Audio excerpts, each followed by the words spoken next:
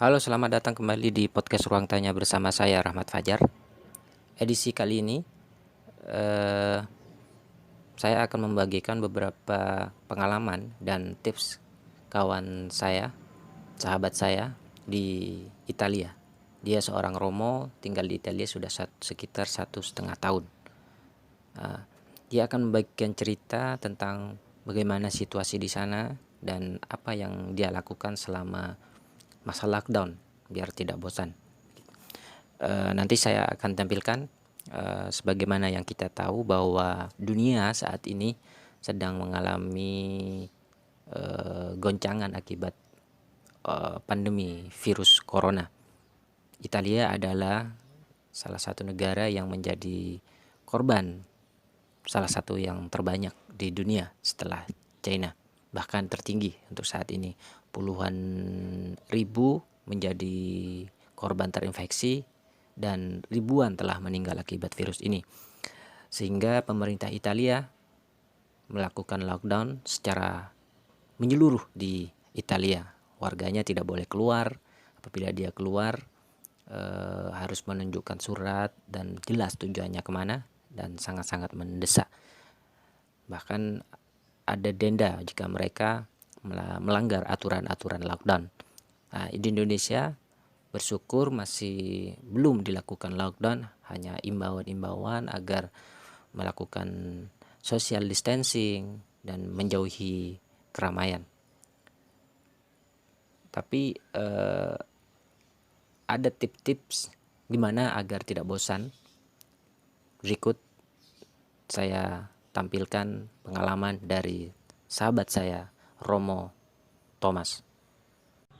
Selamat sore waktu Roma, dan saya baru saja diminta oleh teman Facebook saya, Mas Rahmat, untuk cerita sedikit tentang bagaimana keadaan di Italia.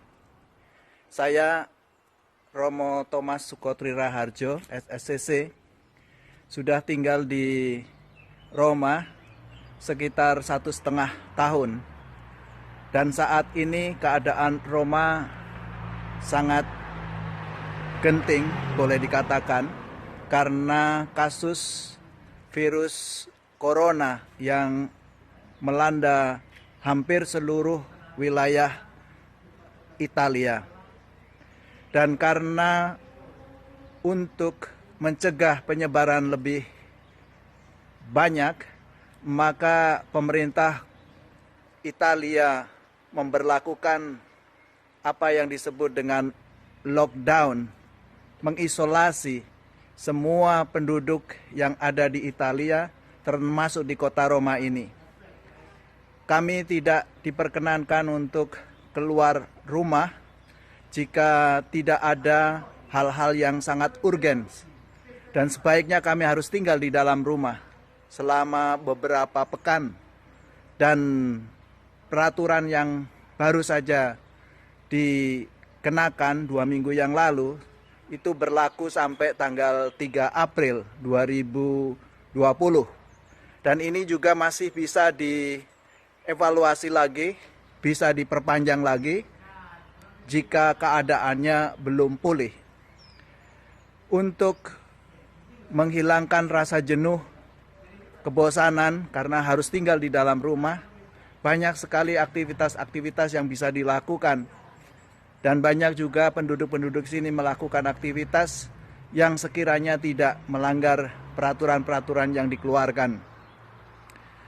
Seperti para pelajar, mahasiswa yang sekolah, mereka tiap hari ada perkuliahan online dengan dosen mereka, dan juga banyak sekali pekerjaan rumah yang harus mereka lakukan. Sedangkan saya yang bukan mahasiswa, saya juga belajar pribadi di dalam kamar saya. Dan kalau saya jenuh, biasanya yang saya lakukan adalah olahraga, tapi hanya di sekitar rumah, tidak keluar. Karena di tempat-tempat publik sudah ditutup, tidak boleh orang-orang berkerumun, karena hal itu bisa menyebabkan penularan yang sangat efektif untuk penularan itu. Karena itu dilarang dan di mana-mana ada polis lain untuk tempat-tempat umum publik seperti taman, tempat olahraga, dan lain sebagainya. Dan kebanyakan restoran dan juga bar, tempat-tempat untuk berkumpulnya orang juga ditutup. Dan untuk restoran hanya diperkenankan untuk melayani delivery makanan, tapi tidak menerima para konsumen yang datang untuk makan di restoran itu. Dan hal banyak yang bisa saya lakukan juga, selain belajar pribadi, saya juga melakukan olahraga di sekitar rumah, supaya menjaga stamina, kesehatan, dan lain sebagainya. Jadi semua ikut prihatin dalam keadaan ini. Bukan hanya Italia, tapi seluruh dunia termasuk Indonesia. Karena itu perlu dibuat suatu komitmen bersama, baik pribadi maupun sebagai komunitas, sebagai keluarga, untuk sama-sama menjaga agar kita dapat menjalani masa-masa karantina atau yang disebut dengan lockdown ini, isolasi ini dengan sebaik-baiknya, tetap berinteraksi, tapi interaksi juga harus berhati-hati. Oke, teman-teman, khususnya Mas Rahmat yang meminta semoga ini bisa bermanfaat juga. Kita harus menjaga diri, berdisiplin diri, berkomitmen diri, bukan hanya menjaga kesehatan kita, tapi juga harus menjaga kesehatan orang-orang di sekitar kita. Karena itu adalah tanggung jawab kita untuk tetap menjaga keadaan, lingkungan, situasi kita, dan juga keluarga kita, komunitas kita.